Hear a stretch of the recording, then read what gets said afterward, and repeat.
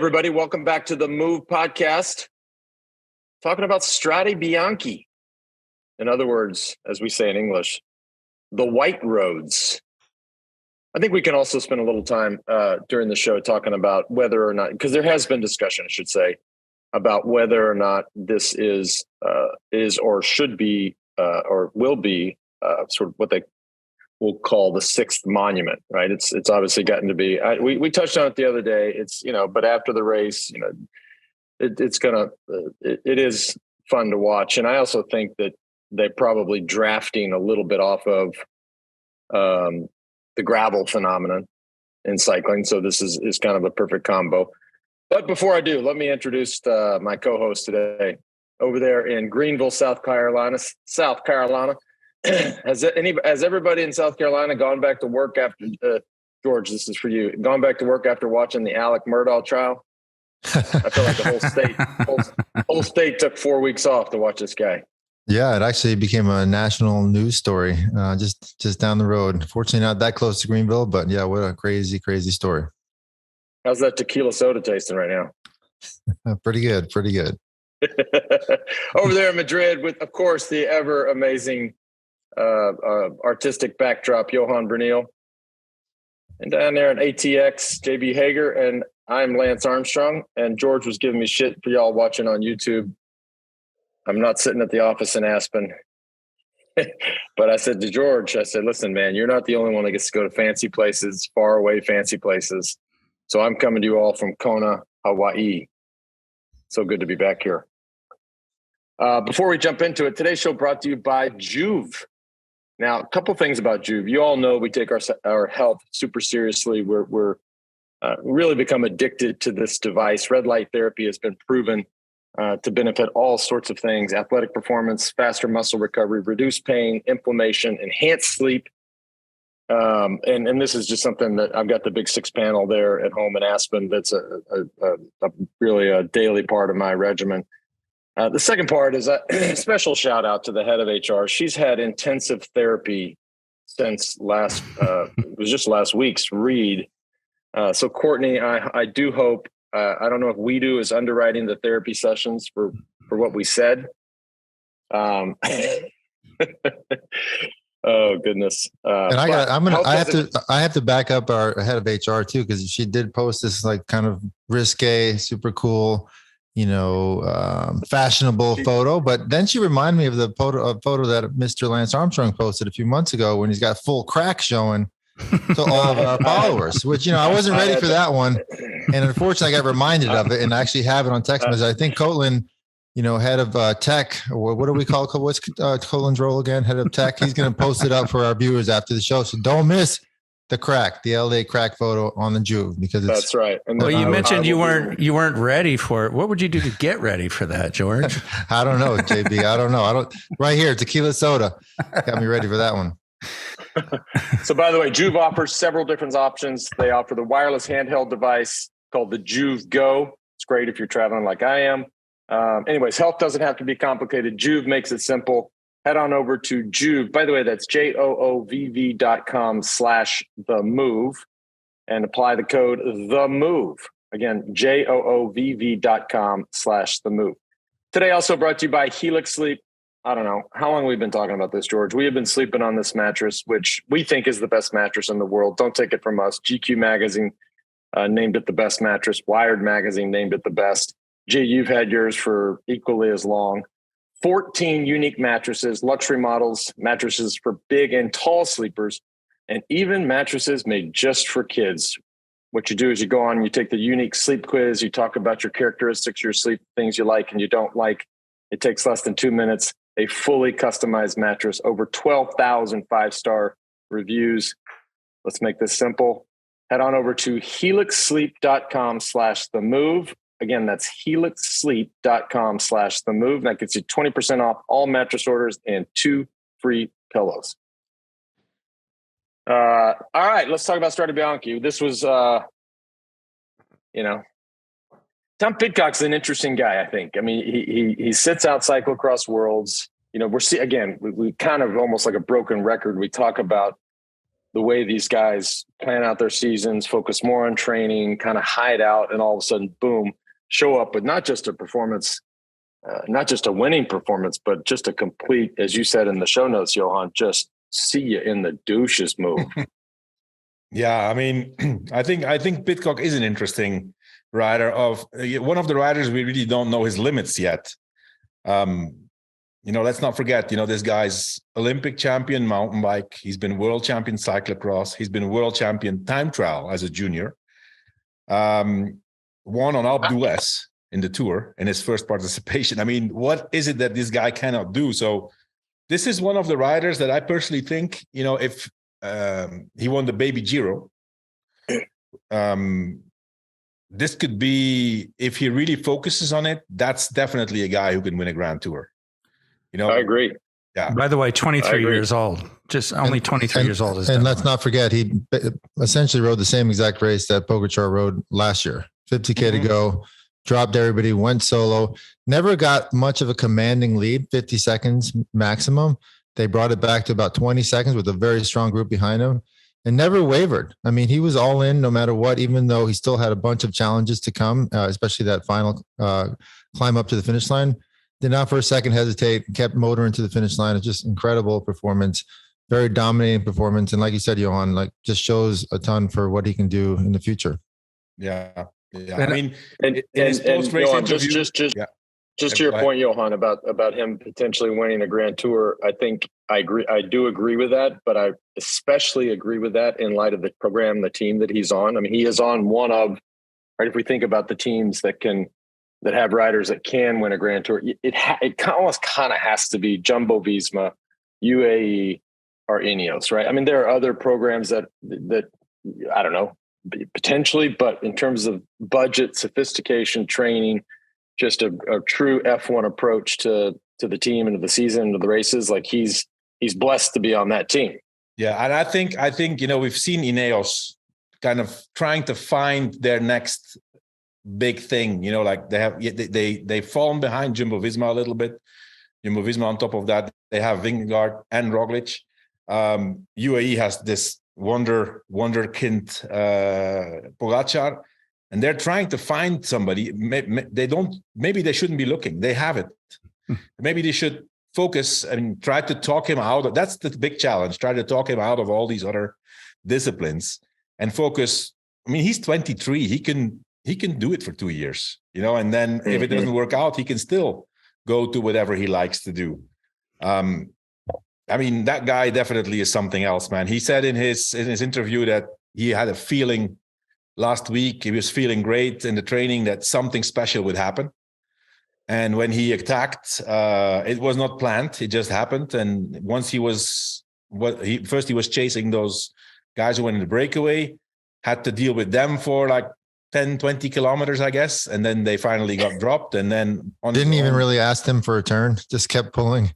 I mean, these are some of the DeMarque is one of the best breakaway riders in the bunch.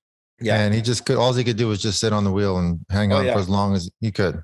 It was a different speed when Pidcock went, I mean, and also let's not forget, Pidcock is the guy who reacted to this first big attack of Bettiol, which was impressive. Bettiol did one of his, crazy, impressive attacks. Then, unfortunately, afterwards he crashed out. But Pidcock was the only guy to bridge up, and then stayed in front. I mean, showed. I mean, the motorbikes couldn't even follow him at a certain point on the downhill on the gravel roads. Yeah, some of his descents on the gravel were nail biters. Unbelievable. Yeah. Right. No, somebody's going to make a YouTube compilation of this kid descending. Like it's not for the faint of heart. I mean, the stuff he does is hair raising. But I want to just, before we move on, I want to bring up or kind of double click on a point you brought up, Johan, and just sort of reflecting on my career. And George, you chime in too. But there's always you always have those weeks where you're like, oh, and it doesn't matter if the race is in 2 days or in a week or two. You just know, you're like, all right, this is I'm winning, unless something happens. Like you just feel it in training, and whether it doesn't even have to be looking at times or looking at the power meter. It's just a feeling where things start to flow. You feel the form is there. You're like, all right, well, when's the next race that I'm going to win? The next one I start. Mm-hmm. Yeah, for sure. There's times in those training rides of 5 to 6, 7 hour training rides where you just kind of have to force yourself to go home because you feel that good, and you go, what? You know what? I'm 6 hours in. I can keep going, but why? Let's just put it into the next race, which is coming up in a few days, most likely. And those are the days where you're going to show up to the race more than ready to win. Do you sorry about the dog here. Do you guys think that decision to skip cyclocross worlds, give the legs a break, made all the difference in having the amount of power? And I hate to compare it to Van der Poel because he did get the cross world championships, but he didn't have the legs that Pidcock. Taking that break, making that decision, a bigger decision about what your season looks like, was that all the difference? Well, Pidcock has been saying in a lot of different interviews that he really wants to be more prepared with long distance rides for the classics. Let's not forget, this guy also is focusing on the monuments and mainly also, Tour of Flanders and Paris-Roubaix. Also an ex-winner of Paris-Roubaix, by the way, in under 23. I mean, I think he made a very smart choice. I was almost sure that he had no chance to win against Van der Poel and Van Aert, although in hindsight, having seen the race, he could have had a chance. But, he's won already many. This guy collects world championship jerseys, rainbow jerseys. So, another one, less or more, it's not really a problem. But I think it was a wise decision to skip those last races and already go to the training camps with the team, put in the miles, and having the distance in the legs. Well, great, Pavel. Johan. That's okay. a great. Okay, Pavel. That's a great. He goes less or more. Remember that less or more, one time we were at the dinner table and Pavel Padrinos goes less or more. I was like, excuse me. Did you mean to say more or less? Less or more or less. It doesn't matter. No, Lance. It was on the race radio actually. Yeah, race. Yeah. It was on the race radio. I said, Pavel, how are you feeling? Less or more, okay. Can I just say one thing before you finish that, George? So before we did the Up and Comers show, which of course is 6 to 10 riders now, I actually, and JB, correct me here when I'm sure to be wrong. It feels like Johan's prediction on Tom Pidcock, I don't know, going back 3 or 4 or 5 years ago, was sort of the impetus around the Up and Comers show. Because I don't know what even know what we were talking about. And Johan said, "I got a name for you," and it was just one name, and it was Tom Pidcock.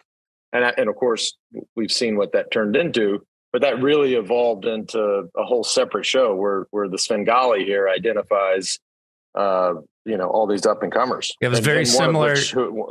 Very similar to what we're going through now. Johan mentions Arnaud Delis, and he had 3 wins within a month after, it's been a couple of weeks after Johan saying that. It was very similar. You are correct. Yeah, but you know Pidcock. What? I mean, Pidcock, since he was junior, he's the best in the world in all kinds of different things. So, when you see a guy who's world champion cyclocross and then in the same category juniors wins the world title in the time trial on the road, this is going to be a good guy.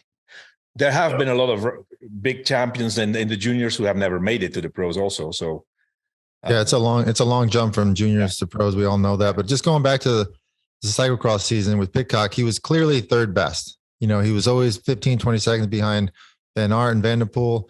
And just the amount of mental fortitude for him to just take a step back, say, you know what, I'm going to miss Worlds and I'm going to get ready for the classics, and come out swinging with that kind of confidence where he just rides away from everybody with 50K to go and arguably the biggest one-day race thus far this season. Yeah.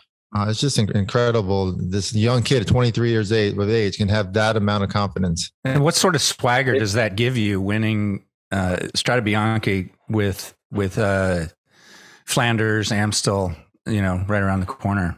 Flesh Lamont. A lot. He's got the first, he's won the first battle in terms of the big races this year. It's a huge race, not a monument, but still a massive win for him and the team. And it's going to get all the team behind him even more. I think it's a good runway for the next races to come. No, definitely. Speaking of this question, or the question around should this be considered a classic or a monument? One thing to note, it is, and I do air quotes around only it is only on 184 kilometers. So compare and contrast that to a Roubaix, God, even a San Remo that's close to 300 kilometers, a Roubaix 250 plus, Flanders 250 plus. Like, that, if that's one of the criteria, it is disqualified. Yeah. I mean, I think the first reason why it shouldn't be a monument is it's only 17 years old. The race. I think 2004 or 5 was the first time they did it. But I mean, adding another 60, 70K to this race. I mean, if you see how empty they arrive now, obviously, longer races are raced differently, but this race is hard, man. I mean, it's a combination of it's hilly, super hilly.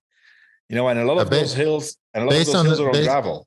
Based on the terrain, the technical aspects of the race, if you throw on another, 80K to the distance, which could arguably just be 80K on regular roads, and then you hit what they did yesterday, then that certainly, in terms of difficultness, can be considered a monument.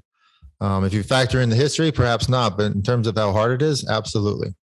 Yeah, they should. Yeah. I think you're right, George. They probably should do. You'd add another 60, 70K at the beginning. Yep. Because adding more of those sectors, that's not an option in my opinion. It's way too hard. Is there anything other race on the fence like this of becoming a monument, if you want to call that, or is it just this one?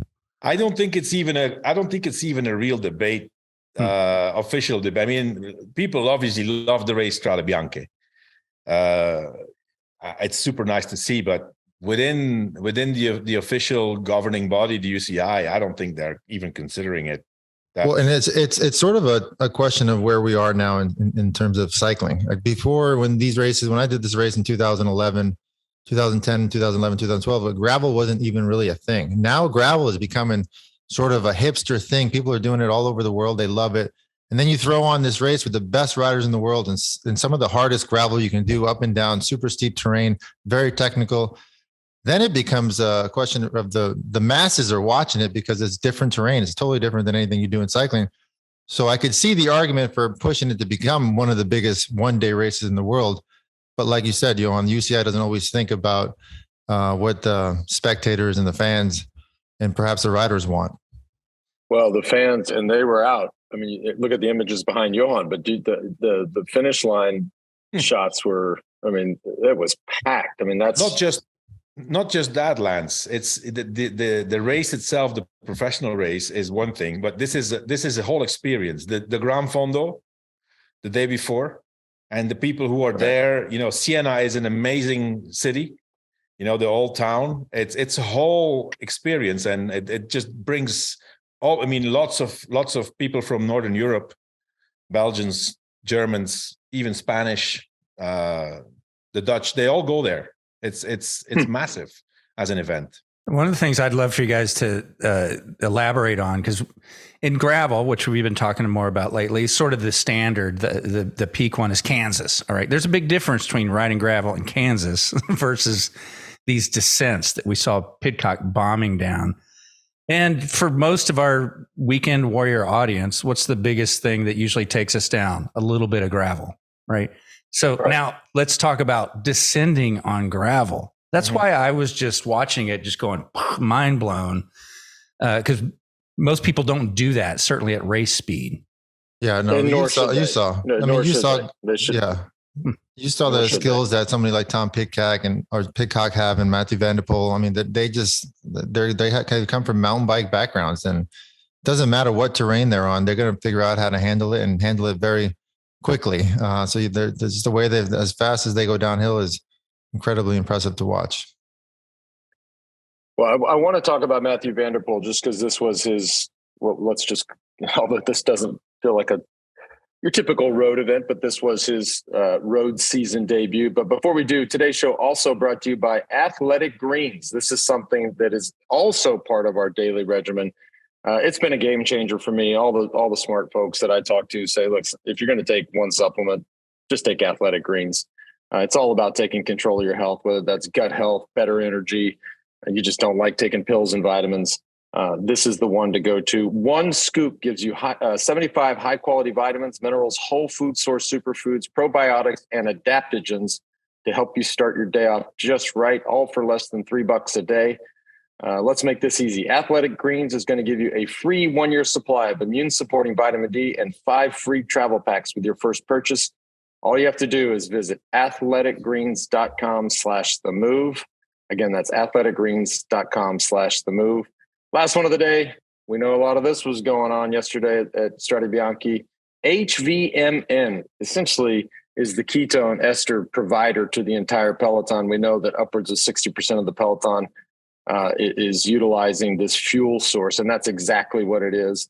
You know, a lot of times we talk about fasting and exercise and how they're good for the brain. Well, Ketone IQ is also good for the brain. JB, you spoke about that a couple of weeks ago when you were talking about just sort of this post-COVID brain fog. You've been hammering the Ketone IQ and noticed a big difference. G, I know you've become an avid or a big fan of Ketone IQ. Absolutely. I see all your Instagram pictures. You're leaning out and looking strong. I'm like, fuck, what's this guy doing? Right? Well, I didn't know you actually even followed me because you don't even like anything I do or anything like that. So it's interesting. I'm glad you follow me at least. Lance doesn't like me. My post. Yeah, it doesn't follow me. I went to my feed. Wait, it was 3 weeks ago where he looked at a story. Hey, here's another cool thing. Oh man, I love you guys. Anyways, this is another cool thing. They also just got a $6 million contract with U.S. Special Ops. They know what they're doing. Head on over to hvmn.com. Use the promo code THEMOVE. Again, that's hvmn.com. The promo code THEMOVE. That gets you 20% off. Let's talk about Mathieu van der Poel, because I think going into this, we were like, all right, won the cyclocross worlds, took a break, did what these guys do, get ready. I think we had, and probably like a lot of other people, had really high expectations that just didn't come to fruition. And nor did, and Johan, to your point in our notes here, where's the team? Like, where's and this is the thing too, like sometimes it isn't a stomach bug or a flu bug that goes around a team. It's a morale bug or something. It's not normal that the team is off, and especially not normal in a race like this that he's off. Yeah. I would have expected, I have remarked in all the races that Alpecin, that's Alpecin the Koenig now, that they haven't been where we are used to see them. Normally they win races, even without Mathieu van der Poel, with other riders. They lost some riders. They lost Jay Vine. They lost another guy. They lost Tim Merlier, who, won Paris-Nice today. But still, they have a lot of riders who won different races last year and the years before. So I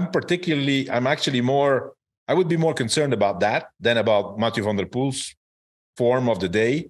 He shows that he's not a robot either.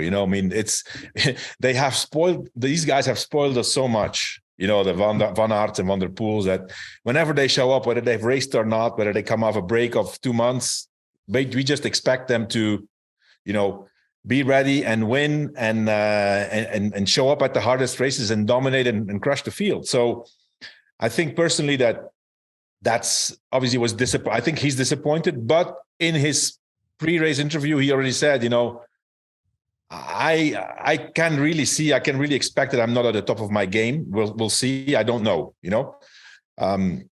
let's not forget he accomplished his big goal of the year, which is he won the World Championships less than a month ago, and first road race back. Let's give the guy a little bit of a break to. Oh yeah, I agree.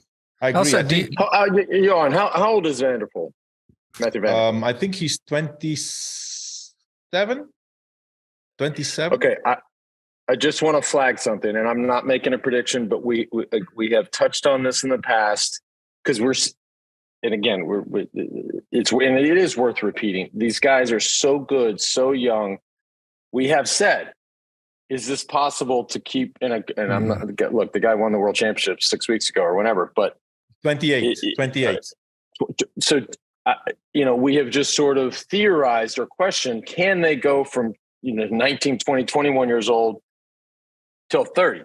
28 is Yeah, no, it's going to be interesting to see it unfold. I don't think, guys, it's just too damn hard. There's something there. You know, Van der Poel has been world champion when he was junior, and since then he's been on the highest level. I think it's different. I mean, I don't think he would take offense in saying, you know, we've seen the best Mathieu van der Poel already. He can still stay at that level, but it's very hard to imagine that he's still going to improve. And so I mean, at the end of the day, you know, combining all these different disciplines, going from one to the other, you know, putting your whole schedule and your planning mixed up, it takes a toll. And at some point you have to pay the price. And he has already had certain problems with his back. Apparently he has found a fix for it, but you know, he's not a robot. Let me ask you this. Let me tell you. Can I just say one real quick? Ask his dad where he found that fix for the back, because I fucking need it right now. My back is just please. I don't care about anything else. Like I don't want to know what he does for training, what he eats for breakfast. Ask his dad to pass along the person who to all of us, all of us over 50. I mean, all of us old fuckers. You can ask him, because Adrie van der Poel is one of our listeners of the Move. So you can ask him. He listens to the Move. Let me ask you this about Van der Poel. Was this a factor, do you guys think? He doesn't get any free rides. So in a race like Strade Bianche, there's a lot of bridging, a lot of trying to get away. Everybody marks his wheel. They love following him. They think if they're with Van der Poel, we're safe. He'll pull us back. No free rides for that guy. When Mathieu and Pidcock went on that really hard 11-kilometer gravel section, you either had it or you didn't. Like, it wasn't like these guys were sneaking away. It wasn't a panic cooking attack. It was, This is a really hard section. There's 30 guys left in the group. Everybody's on the limit. Only the best can go at that moment. If he had it, he would have certainly gone right there. Yeah. Yeah. He tried. And they're already, you know, we could see two things. Van der Poel didn't have the best legs. Okay. First race. Fine. We saw there already also that Alaphilippe was completely not having his day. He was not going to be a factor in the race. And we saw that this young guy, I mean, Valentin Madouas, that was an amazing ride. Dad was ex-teammate with you guys. Yep. That guy's strong, like really strong. You know, let's not forget, this guy was third in the Tour of Flanders last year, I think. Yep. And you know, did a great Tour de France also, and he was super strong because he had a bad crash earlier on, lost quite a lot of time, came back, and then in the final was basically the best after Pidcock. That was a great ride from Madouas. Yeah, FDJ's shaping up to be one of the top classics teams so far. They look great. They got great representation after hard sections, and I know Lance doesn't love it since it's a French team, but I think we're going to see a lot more of them in these next month. I don't think it's George. It's not because it's a French team. It's because of Marc Mathieu. No, it's. You're exactly right. And by the way, I watched the trailer for this, I know what you're going to say. for this cycling, you know, Netflix is doing like the Drive to Survive for cycling. I don't know if you guys watched the trailer. I mean, we got to do better. Johan, I know. Like, is that really a big scene? Marc Mathieu in the car, like screaming through the radio, "Mon petit, mon petit." Like, is that really what we want to put out to the world? Is that part of the trailer? Like, yeah. Yes. Oh, you guys have several parts. Yeah. And then they start showing this clown, Jonathan Vaughters. I mean, it's like, we will never get a sponsor ever again in cycling. Ever. We're fucked. We're done. We don't have to lift the curtain on everything, do we? Right? What do you think, George? What do you think about that? Give us your opinion. I haven't seen the trailer, so I don't have an opinion. But I'm excited to see it. Johan, I know you had some other honorable mentions, people you wanted to mention. Rui Costa was a factor again. I want to, but hang on a second. Uh-oh. I want to erase everything I just said. You know why? Because I looked around. We got the ocean right here. The golf course is like 3 minutes. Where as soon as we hang up, I'm going over there, and I'm talking about this stuff, and that's not very aloha. So I want to take it back, okay? Because I'm in Hawaii. So I take everything back, and I'm going to practice aloha, okay? So I take it back. Let's see how long that lasts. Can you stay there? Can you stay there for more than 5 days? So we have a nice kumbaya next. No, 3 weeks makes a habit. 3 weeks makes a habit. Stay there for like a month. You're good. You can work there. Hey, you know what? You call it no problem. Johan, let's dig into some of your other honorable mentions, notes, people of note. I mean, well, first of all, Quinn Simmons. This race is really a race he likes. He was very active, probably did a little bit too much at some point and then paid the price on one of those last steep climbs. But, he's up there again. Really strong guy. He's going to be really good in the classics, I think. Really good. Really strong. It'll be interesting. It's time. It's time for him to. Yeah. He's going to pop one. Yeah. Yeah. And really the guy who impressed me the most is another teenager, the 19-year-old Romain Grégoire, who dominated the under 23 category last year. Rode very aggressively. Another rider of a French team of Marc Mathieu, actually. But the way he rode, I mean, he finished ninth, and especially after the race, they interview him, and these guys, it's like, I mean, the journalists and especially the French media, they're like, super excited, like, wow, ninth in your first big race. And the guy is just there, super mature, like answering the question and like, yeah, that's what I came here to do. That's what I expected. I mean, like, wow, 19 years old and up there and not just following the wheels. He was super, super aggressive at some point. Johan, was he on your up-and-comers list? I think he was, wasn't he? He was. And also, I think I mentioned during that show that in talking with Jimmy and Mathieu Riccatello, because Mathieu spent a lot of time racing just shoulder to shoulder with this kid. He says this thing can do. He's like a Van der Poel, a Van Aert. Like he does shit in the categories as they were coming up that he just does whatever he wants. He's that good. Yeah. I've heard a lot about him. And also, especially about the personality, it's this guy really good, but within the French team, within the French national team, like really acting as the leader, although he was the youngest of the under 23 riders, but he said, okay, this is what we're going to do. And, won a lot of races, really won a lot of races. Awesome. And Adwa, as we said, and then,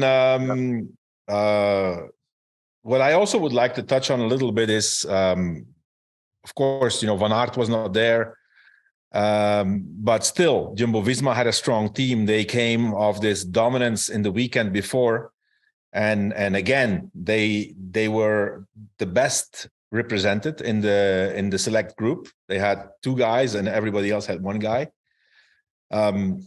Tish Benoot, ex-winner of this race, was there, won last week, and obviously in great shape.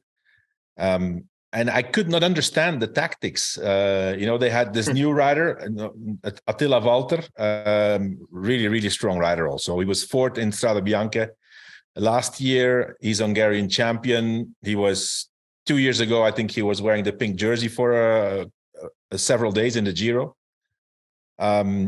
But they really did not communicate at all. And, they were, at one point, Benoot was gone and Valter was bridging up, but nobody in the wheel, but actually bringing some other guys back indirectly. And then they were just, I don't know. I mean, they should have sacrificed one, in my opinion, to bring Pidcock closer, easier said than done, of course. And then it's still the question, would Benoot have been able to win, right? But it did not look great. And actually, credit to him, Attila Valter said after the race, I need to learn to know him better, and we need to learn how to race together. This is my first race in such a situation in Jumbo-Visma. Everything's new for me, and he publicly admitted that. Well, I think that's a question of the job. That's this question of who's directing from behind. Johan, you would have made the call. Hey, who's feeling better? One of you guys has to sacrifice. I don't think it's the rider's fault. It's the guy driving the car and should have made that call. And I think it was just that they weren't sure. So they were in a position where they thought they were both equally as good. Yeah, they were both. Listen, in that gives even more, brilliance to the performance of Pidcock. These 6 or 7 guys behind them, they were toast. They were trying. They could do it for 50 meters. They had to sit down, and that's. But anyway, it looked a bit strange, especially coming from Jumbo-Visma, who is seen as this winning machine. Racing like that, they could never win. Yeah, we talked about this just a matter of days ago, and this is exactly the opposite of the way that we had sort of thought it would go in terms of their strategy and their strength. Yeah.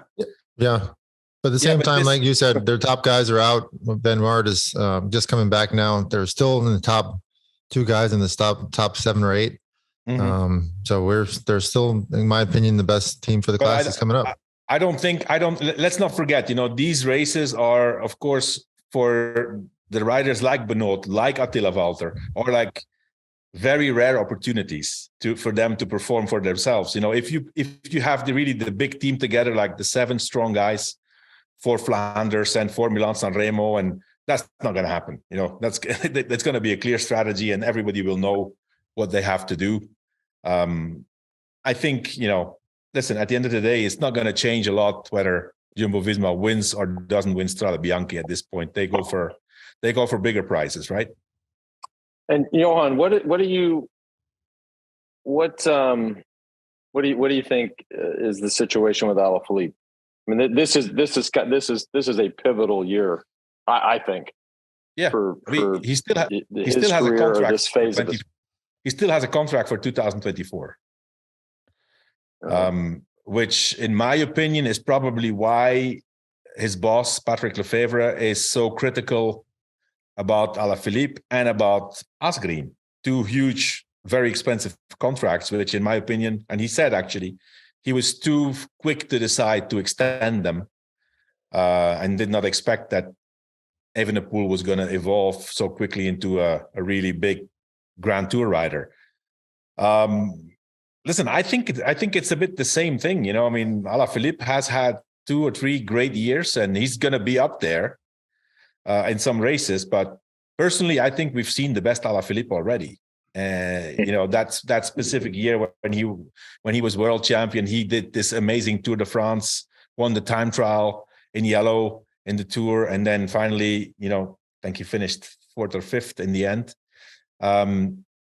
He's never going to have a year like that anymore, in my opinion. But if you're trying to find people to support Remco, they've got to be extraordinary talent. Yeah, if he will take that role, Alaphilippe got the guys to. Alaphilippe is, in my opinion, what I predict for Alaphilippe is he's going to, obviously he has a huge contract. He's going to finish his contract, and then he's going to go to a French team they will make him, a 2 or 3 year contract for big money, and that's it. That's going to be it. Wow. Man, y'all are harsh. I was going to say 3 weeks of bad racing. He's like, he's done. He's not coming back. I don't know. I think we need to give him a little bit more time. See, listen. I hope y'all notice. I hope y'all notice the shift in my mana. Okay, mana in Hawaiian is energy. Right after I caught myself, I've been different the rest of this show, and even watching Johan, I was like, this is not very aloha. I mean, does the mana, does that work for us too? For the next, while you're out there, we can ask you for whatever we need or want. Yeah. All right. Okay, let's make a note of that, team. Although, hey, historically on this show, when somebody says so-and-so is done and then they get a win. That's my point. These guys are very quick to listen, I mean, okay, let me correct, okay? It is very possible that Alaphilippe gets a stage win in Tirreno Adriatico, for example. That's possible. Now, what I'm saying is that we've seen the best Alaphilippe already. He had these 2 years where he was amazing. Any team would still want Alaphilippe. Any team. He can win races. He has this, great persona. is very, very interesting for any sponsor, especially for French sponsors. So that's what I predict his career will go. I mean, I don't think, and there's nothing bad about it. I mean, listen, the guy has worked and earned his prestige, and if he wants to, JB, I just had an idea, because we spun up, as we said a second ago, we spun up the Up and Comer show, which has been a big hit. And it's been, I know where you're going. So I think and we don't have to do it at the beginning of the season. The done and dusted show. The done and dusted. The out and gone show. Hey. Oh, that's harsh, though. Oh, man. All right, boys. I think that covers it. This has been fun. JB, when are we doing this again? Well, it'll be myself, Johan, and Spencer for Paris-Nice and Tirreno Adriatico wrap up. Yeah, a week from tomorrow, we're going to do the wrap up of that. And also for the members, don't forget we did outcomes for Paris-Nice and Tirreno. Final GC prediction, so that's interesting too. And for this lineup, this crew, it'll be Milan San Remo. All right, great. All right, hey, thanks for tuning in, everybody. And as they say over here, mahalo.